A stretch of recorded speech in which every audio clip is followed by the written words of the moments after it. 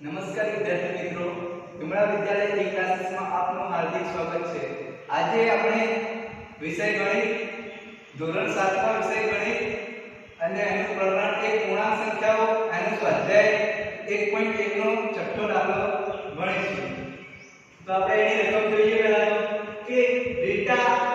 બિંદુ A થી પૂર્વ દિશા તરફ બિંદુ B સુધી 20 કિલોમીટરનું અંતર કાપે છે। એ જ રસ્તે તે બિંદુ B થી પશ્ચિમ દિશા તરફ 30 કિલોમીટરનું અંતર કાપે છે। જો પૂર્વ તરફ કાપેલ અંતરને ઘનપૂર્ણાંક દર્શાવવામાં આવે તો પશ્ચિમ તરફ કાપેલ અંતરને તમે કઈ રીતે દર્શાવશો? તો અને એના પછી કીધું છે કે બિંદુ A થી તેની અંતિમ સ્થિતિને તમે કઈ પૂર્ણાંક સંખ્યા વડે દર્શાવશો? અહીંયા આપણે આ દાખલો ગણવાનો છે। અહીંયા જોઈ છે કે રીટા છે એ બિંદુ A થી પૂર્વ દિશા તરફ, એટલે કે આ પૂર્વ દિશા છે, બરાબર? આ પૂર્વ દિશા તરફ એ કેટલા કિલોમીટરનું અંતર કાપે છે? તો કે 20 કિલોમીટરનું અંતર કાપે છે। તો આ A થી B સુધીનું અંતર કેટલું થશે? તો 20 કિલોમીટર। હવે શું કીધું છે કે રીટા B સુધી 20 કિલોમીટરનું અંતર તો કાપે છે, પણ એ જ રસ્તે શું કરે છે કે પશ્ચિમ દિશા તરફ, આ પૂર્વ છે એની આ બાજુ પૂર્વ દિશા છે તો આ બાજુ પશ્ચિમ દિશા થશે, બરાબર? આ બિંદુ સુધી પહોંચી તો ગઈ, પછી પાછી ત્યાંથી પશ્ચિમ દિશા તરફ 30 કિલોમીટરનું અંતર કાપે છે, એટલે કે અહીંયા આપણે એક બિંદુ C લઈ લઈએ। આનું અંતર કેટલું થશે? તો કે આ 30 કિલોમીટર જેટલું અંતર થશે, બરાબર? હવે શું કીધું છે? જો પૂર્વ તરફ આપેલ અંતરને ધનપૂર્ણાંક દર્શાવવામાં આવે તો પશ્ચિમ તરફ આપેલ અંતરને તમે કઈ રીતે દર્શાવશો?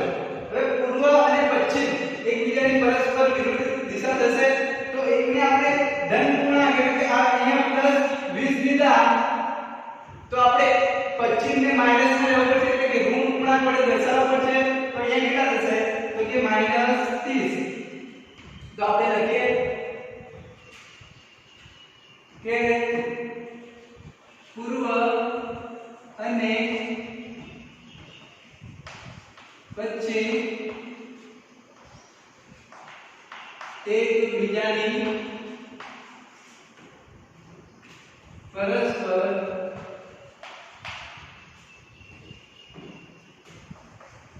વિરોધી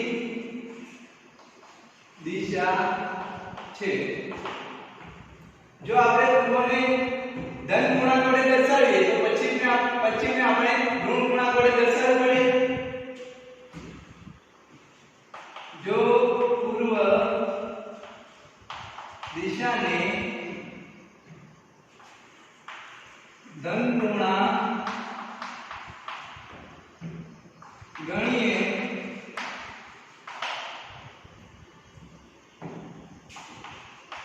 તો પશ્ચિમને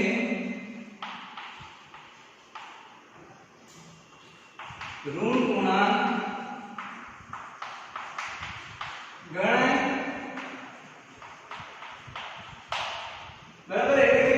પૂર્વ દિશા તરફનું અંતર એ ધન પૂર્ણાંક કેટલું છે અને પશ્ચિમ દિશા તરફનું અંતર ઋણ પૂર્ણાંક કેટલું છે? હવે શું કીધું છે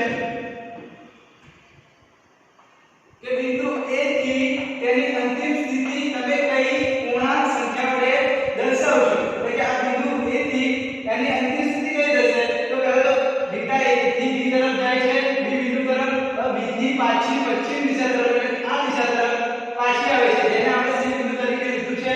જેને આપણે અંતિમ સ્થિતિ કહી શકીએ। તો આ A થી આ C વચ્ચેનું અંતર આપણે શોધવાનું છે, એટલે કે અંતિમ સ્થિતિનું વચ્ચેનું અંતર શોધવાનું છે। તો અંતિમ સ્થિતિ A થી, તો આ અંતર આપણે આ શોધવાનું છે, બરાબર? આ બંને વચ્ચેનું અંતર તો અહીંયા બિંદુ A થી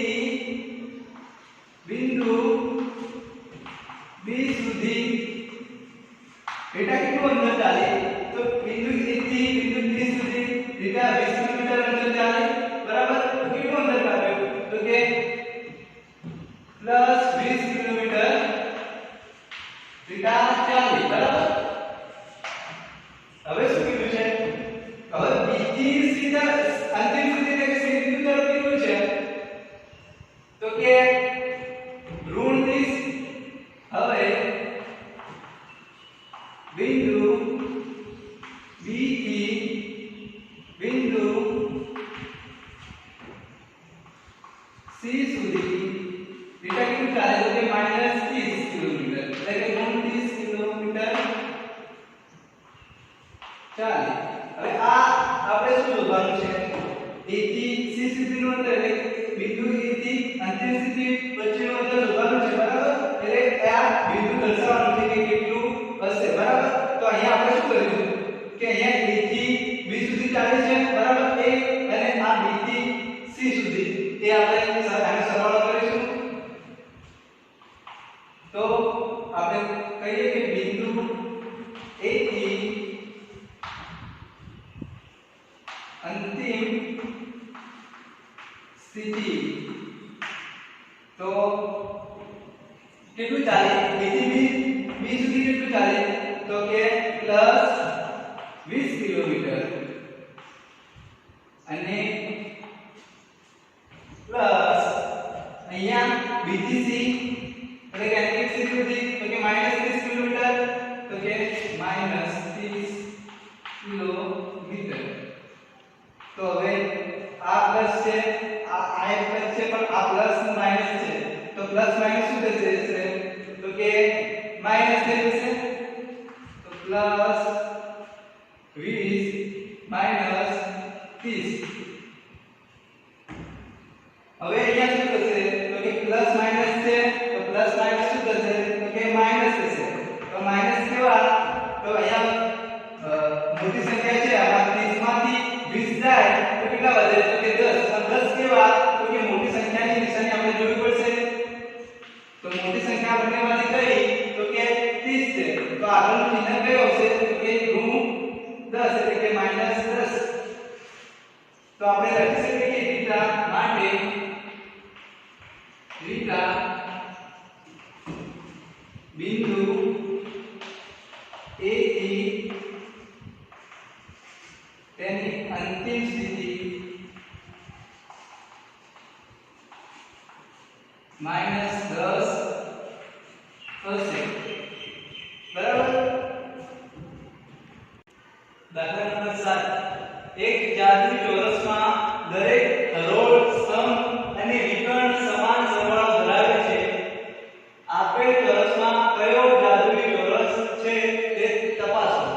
હવે પહેલા તો આપણે અહીંયા બે ચોરસ આપેલા છે a અને b બરાબર. તો આપણે અહીંયા શું કરવું પડશે કે દરેક હરોળ એટલે શું કે આની લાઈન એટલે કે હરોળ એટલે આ એક હરોળ થશે આ બીજી હરોળ થશે આ ત્રીજી હરોળ બરાબર.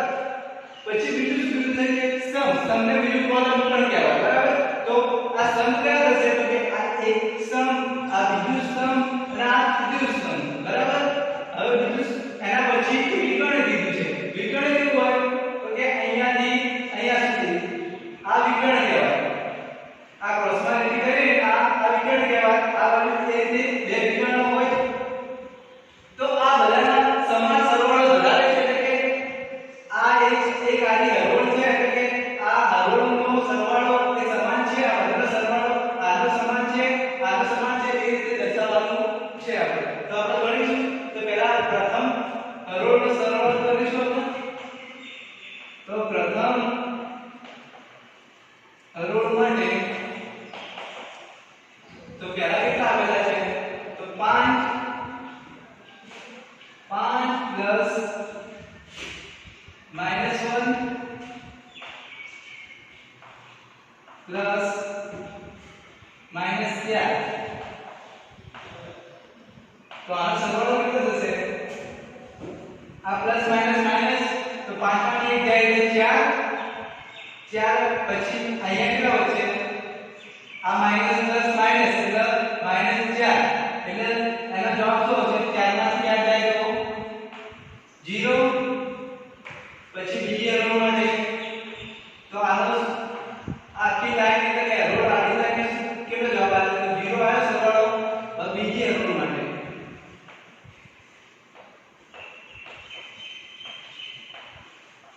તો બીજી હરોળમાં પહેલી કઈ સંખ્યા છે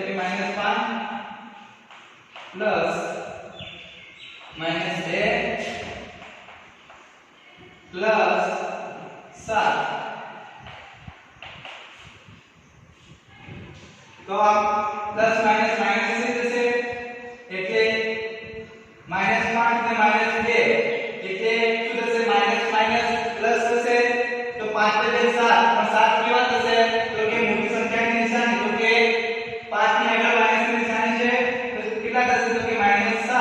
અને આ +7 અહીંયા આવશે એટલે +7 ને -7 પ્લસ માઈનસ માઈનસ 7 અને 7 જાય તો 0 તો કે બીજી એરોનો જવાબ પણ કેટલો મળ્યો તો કે 0 મળ્યો હવે ત્રીજી એરો માટે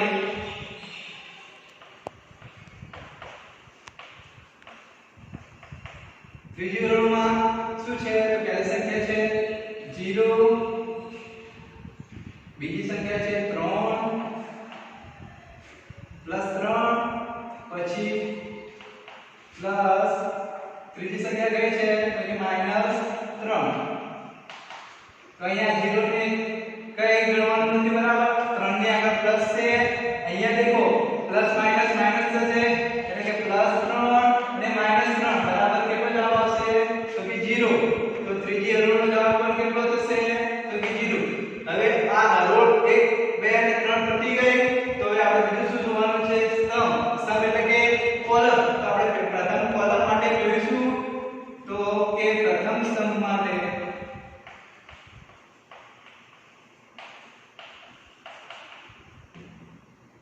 पहली संख्या है 5 प्लस बीजी संख्या है -5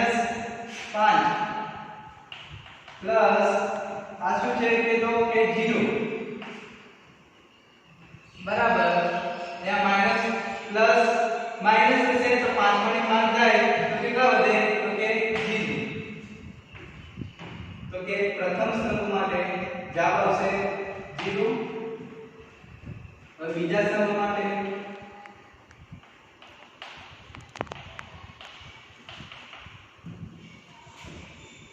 तो -1 प्लस -2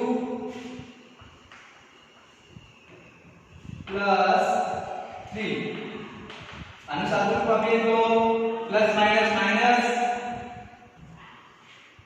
તો કે -1 -2 પ્લસ 3 તો અહીંયા માઈનસ માઈનસ શું થશે તો પ્લસ થશે 2 ને 1 3 પણ 3 કેવા તો કે મોટી સંખ્યાની આગળની નિશાની તો કે -3 તો -3 અને +3 નો જવાબ શું આવશે તો કે 0 તો બીજા સ્તંભ માટે શું આવશે જવાબ તો કે 0 હવે ત્રીજા સ્તંભ માટે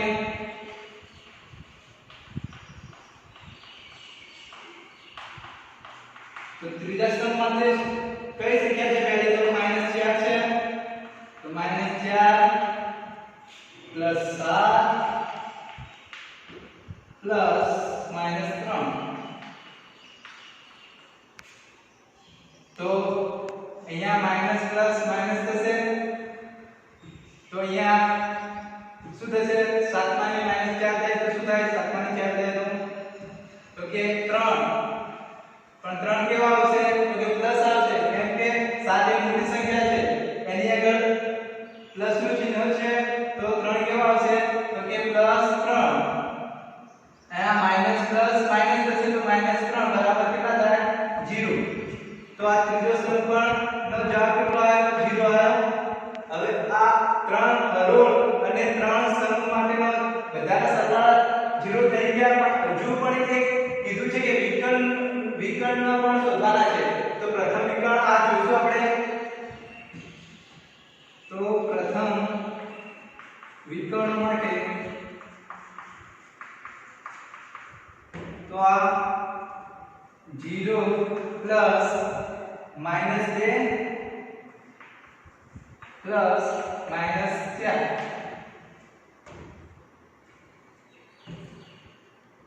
તો આનો જવાબ શું થશે तो के प्लस माइनस શું થશે તો કે માઈનસ -2 પ્લસ માઈનસ માઈનસ એટલે 4 હવે માઈનસ માઈનસ શું થશે તો કે પ્લસ થશે તો 4 ને કેટલા થાય તો કે 6 પણ 6 કેવા તો કે -6 હવે બીજા વિકર્ણ માટે શોધીએ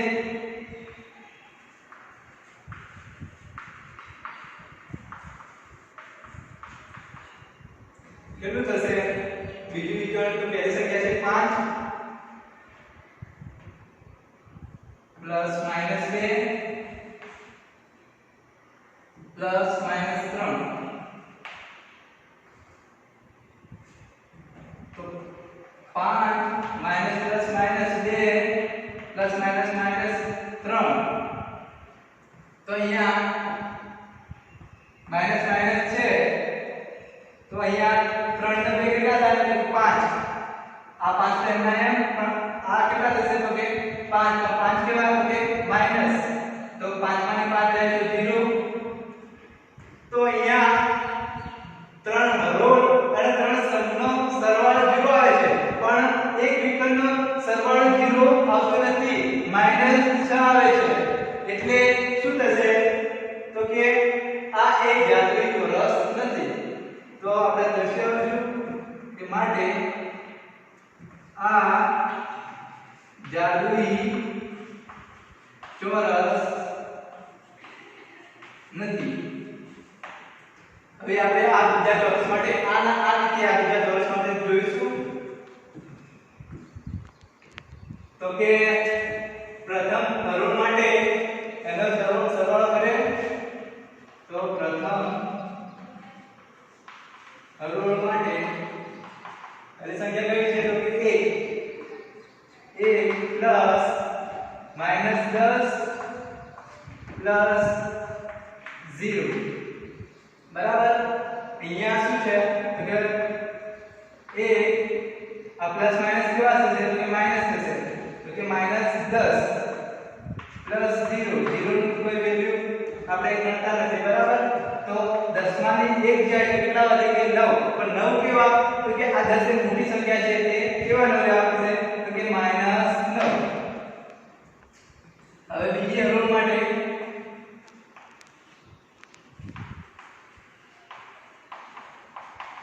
બીજી હરોળમાં પહેલી સંખ્યા છે -4 પ્લસ -3 પ્લસ -2 તો અહીંયા પ્લસ માઈનસ માઈનસ એટલે આ માઈનસ છે બરાબર તો -4 અને -3 બરાબર અને અહીંયા શું છે પ્લસ માઈનસ માઈનસ એટલે -2 હવે 4 ને 3 કેટલા થશે માઈનસ માઈનસ છે એટલે પ્લસ થશે બરાબર 4 ને 3 તો કે 7 7 કેવા તો કે -7 અને આ -2 એના એમ તો અહીંયા પણ માઈનસ માઈનસ છે તો 7 ને 2 કેટલા થશે 9 પણ 9 કેવા તો કે -9 કેવા 9 તો કે -9 હવે ત્રીજી હરોળ માટે શોધીશું તો ત્રીજી હરોળ માટે પહેલી સંખ્યા છે -6 +4 -7 તો -6 + 4 તો કેટલા થશે માઈનસ પ્લસ માઈનસ એટલે કેટલા તો 6 ની 6 મોટી સંખ્યા છે 6 માંથી 4 જાય તો 2 વધે પણ 2 કેવા તો કે -2 અને અહીંયા પ્લસ માઈનસ માઈનસ તો કેવા -7 તો અહીંયા માઈનસ માઈનસ પ્લસ તો 7 ને 2 9 પણ 9 કેવા તો કે -9 હવે આ ત્રણ હરોળ પટી ગઈ આ 1 2 અને 3 પટી ગઈ હવે આપણે સમૂહ શોધવાનું છે તો પહેલો બીજો અને ત્રીજો સ્તંભ શોધીશું તો પ્રથમ સ્તંભ માટે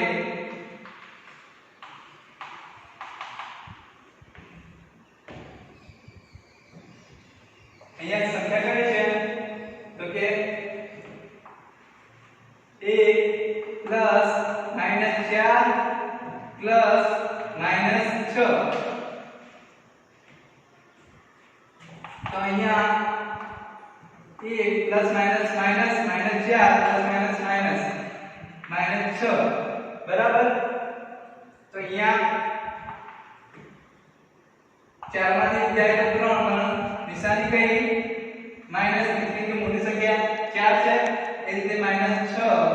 બરાબર માઈનસ માઈનસ પ્લસ 6 3 9 પણ કેવા 9 તો કે -9 હવે બીજા સ્તંભ માટે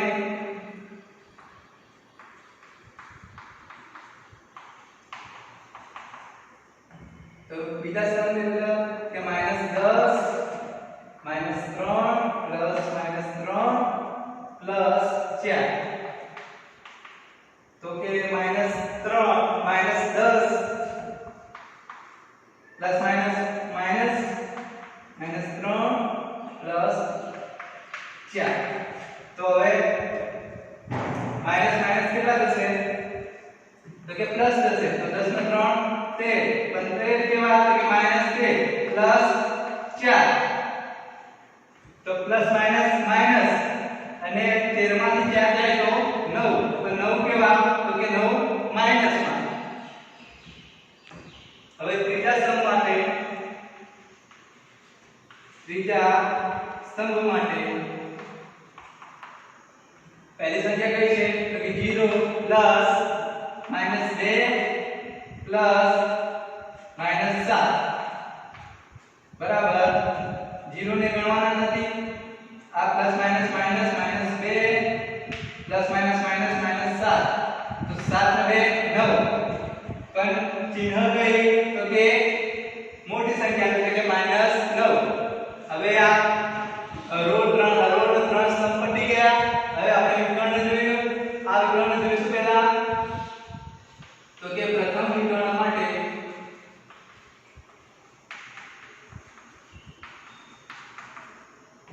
તો કે -6 પ્લસ -3 પ્લસ 0 આ -6 અને પ્લસ માઈનસ માઈનસ એટલે -3 એટલે 6 3 9 એટલે કે -9 એટલે જવાબ શું આવશે કે તો કે -9 હવે